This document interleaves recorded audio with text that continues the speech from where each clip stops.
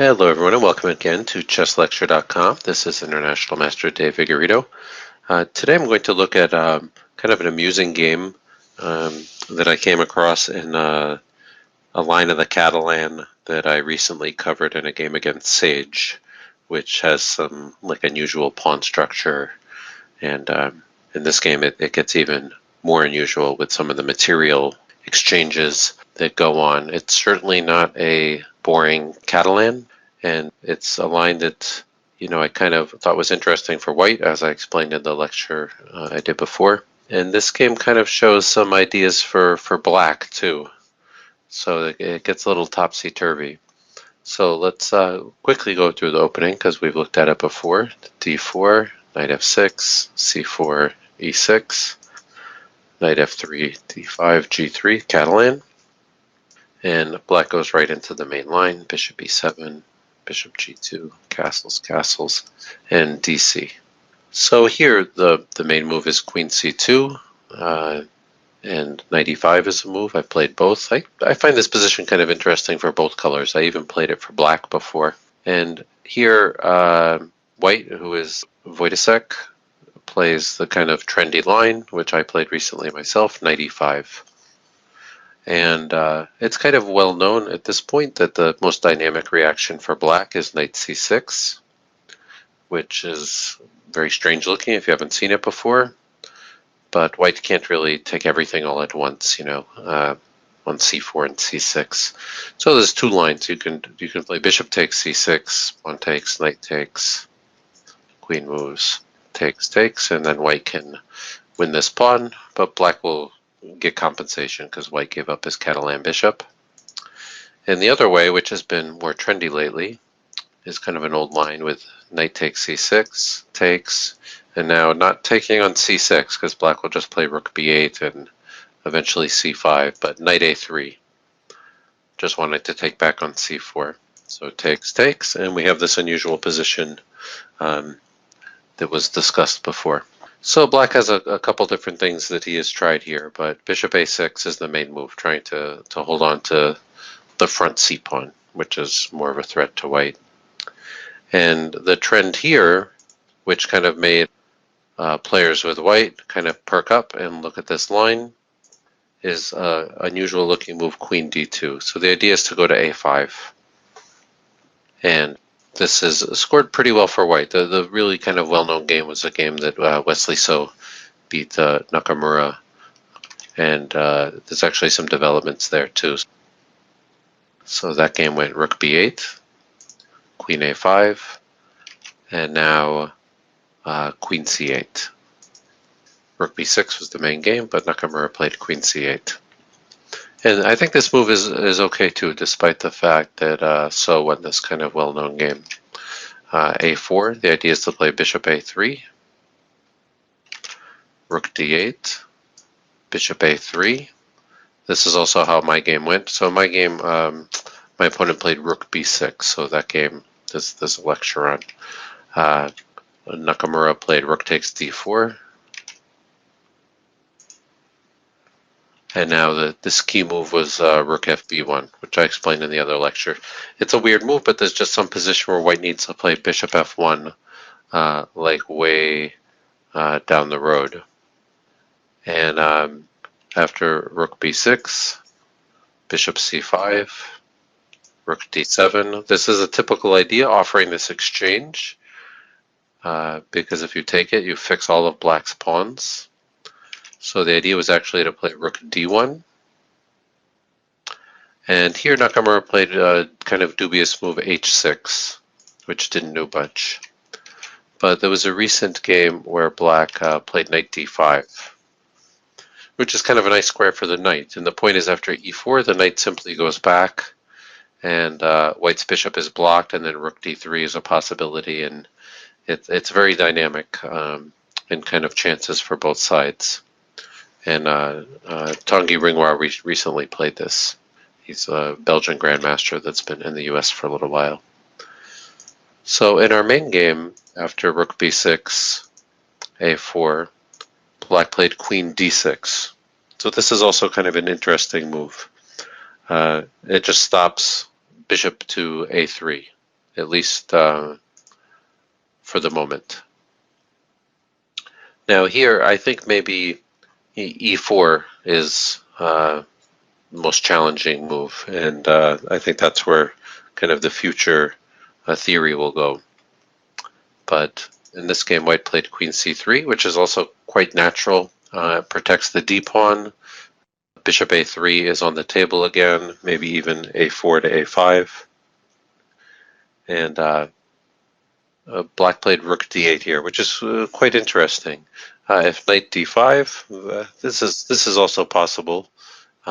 Bishop takes. Now, if c takes, bishop a3 wins the exchange. I think black probably does not have enough compensation. He has this pass pawn, but we see that this bishop on a6 is not very good and not really going to trouble the white's king. So there was actually a game where black took with a queen.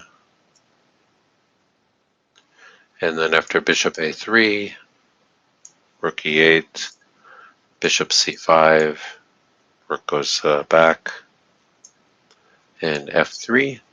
And white got some edge here. Black played e5, white played e4. But white's bishop is just better. Even though black is up a pawn, I think the position is easier for white. So in this game, Jakovenko played rook d8. So it just hits the pawn.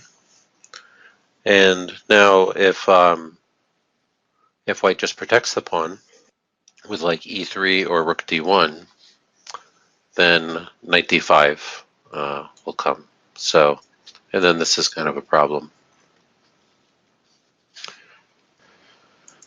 So if white protects the pawn, then black seems to be doing okay. So white executes his threat, bishop a3, and the idea is after queen takes, he trades, and bishop c5, winning the exchange.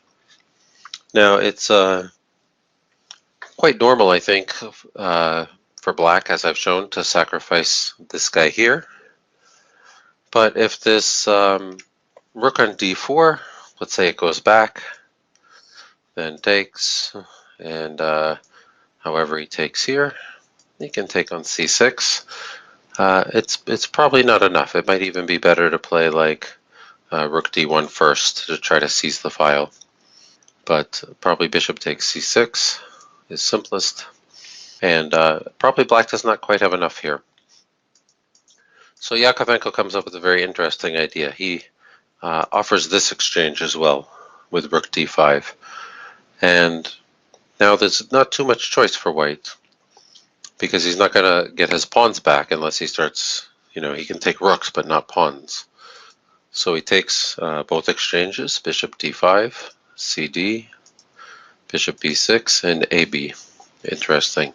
So it's kind of miraculous transformation. If we just look a couple moves ago, black has these ridiculous pawn islands.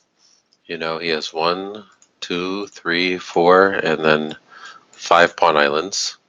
And then within a couple moves, he has one monstrous pawn chain.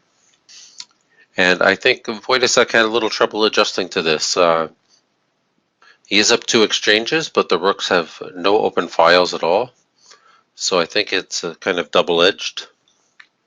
And I think probably the correct result is a draw. But Wojtaszek, I think he pushes a little too hard.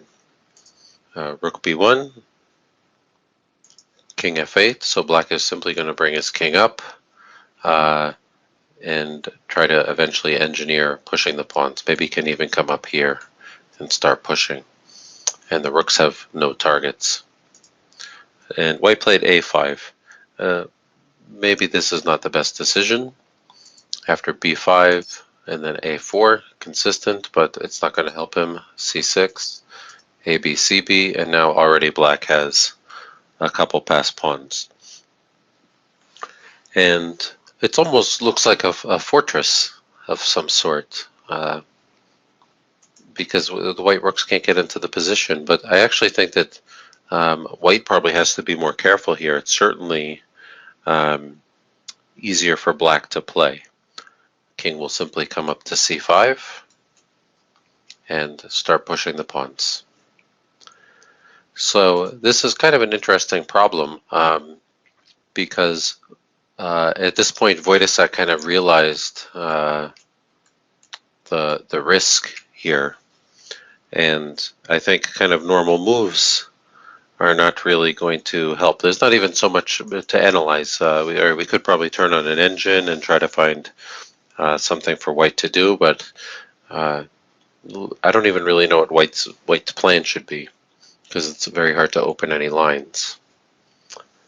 So he actually found a way to immediately force a draw. And this is kind of amusing because in this game it's almost like nobody cares about the rooks. And white has, like I said, no open file for his rook, and black has all these passed pawns. White does have the possibility of this asset of the passed a pawn. So he finds a way to use this last asset, and he shows the same disregard for the rooks as his opponent, and he plays rook takes b5. So you don't often see something like this in an endgame, like just sacrificing a whole rook for one pawn to open lines. But after takes, rook b1, it turns out that the a pawn is hard to stop. He had to do this immediately before the black king came in. So bishop to d7.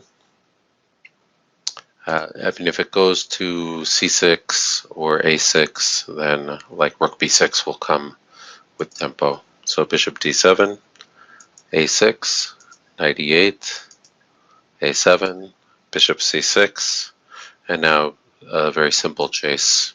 He played knight e8, so there's not even any check on the back rank to win the bishop. Bishop a8, and we just have a repetition. Wherever the bishop goes, white will follow. And nothing to be done. And notice he can't play knight d6 because it's pinned. Even if he could, rook takes b7 would win. So it's kind of a short game, but important theoretically, and a good game to kind of show the dynamics of the material balance that can arise in an opening that's supposed to be kind of quiet. So I hope you enjoyed it. We'll see you next time on chesslecture.com.